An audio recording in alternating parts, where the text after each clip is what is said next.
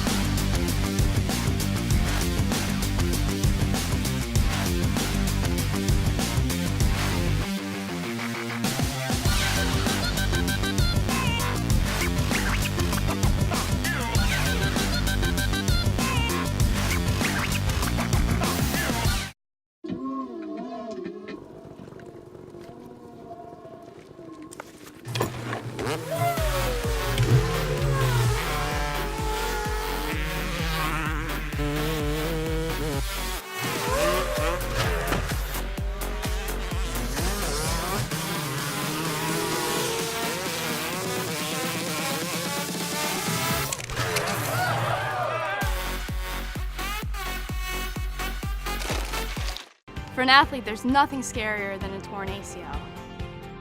Athletes trust us with their care and their careers because we're a recognized leader in sports medicine.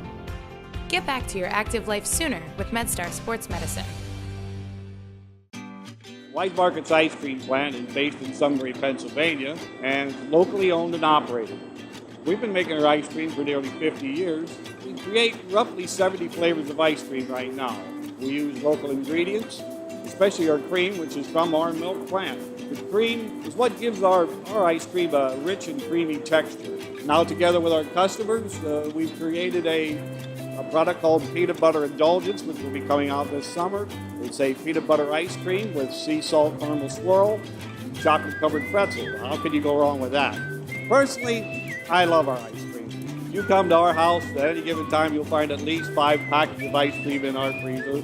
Our kids grew up eating Wise quality ice cream, and now we get to treat our grandchildren to it. It's been a pleasure for me to be tasting ice cream for over 40 years for Wise Markets, and I'm loving every minute of it.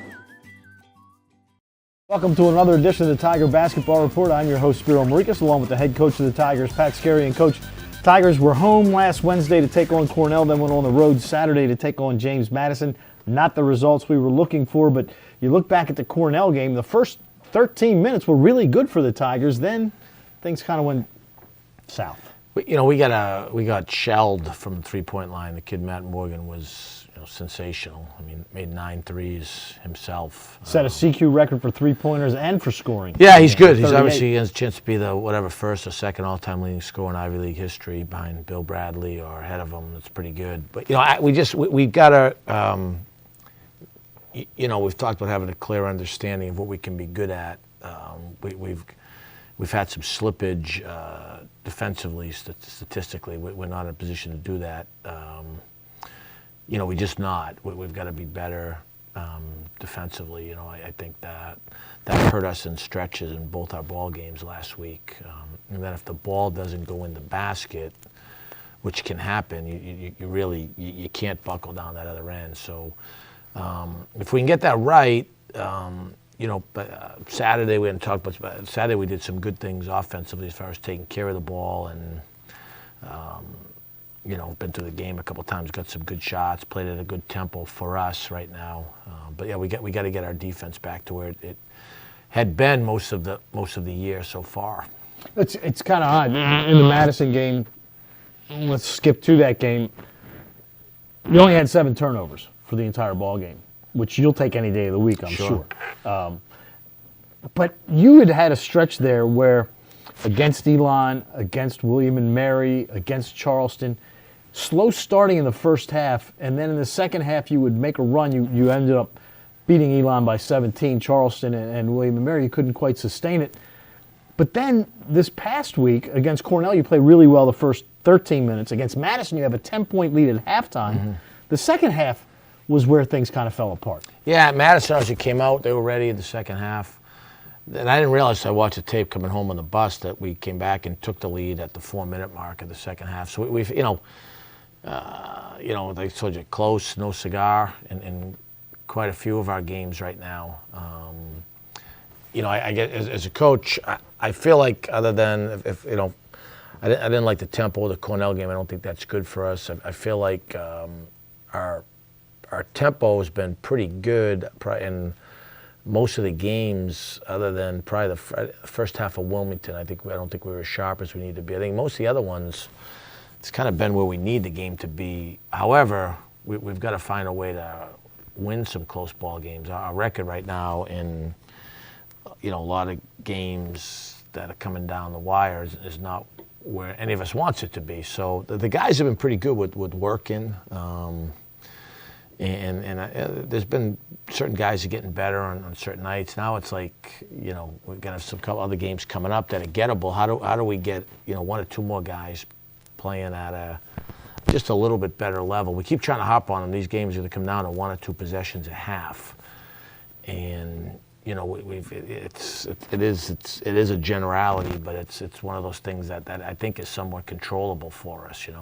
Yeah, and you look at the Madison game, and it was a 1-point game with 3:45, I think, to go in the ball game.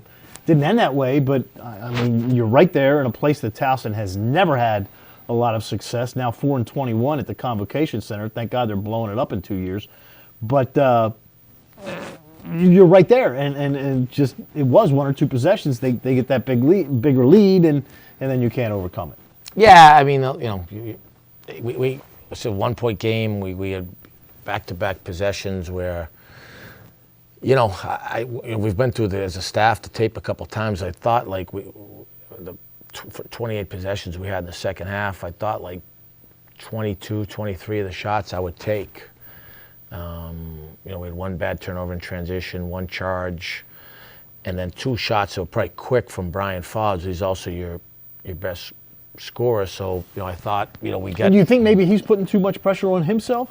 I mean, he's still playing pretty good basketball. His overall percentages aren't bad. We're asking him to do a lot. I think like the first half, we knew Madison was going to trap ball screens, so that's what they do. And our guys did an excellent job of following scout report. We got a lot of easy shots. We made them. The second half, they switched every ball screen, and one of the things we always talk about is when a big switches onto a guard, either drive the switch, or try to post the switch. I thought we drove it a lot. We didn't finish.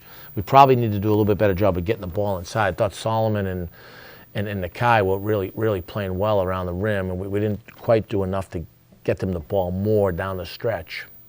All right, well, for the Tigers, as Coach Skerry has said many times, the best thing about basketball, you don't have to wait a long time. 2 more games coming up this week. Tune in later on this week as Coach Skerry and I will talk about the matchups with Drexel and Delaware. So for the head coach of the Tigers, Pat Skerry, I'm Spiro Morekas. Thanks for tuning in to another episode of the Tiger Basketball Report, brought to you by the Green Turtle. Have a great week. Tune in later on, and as always, go Tigers.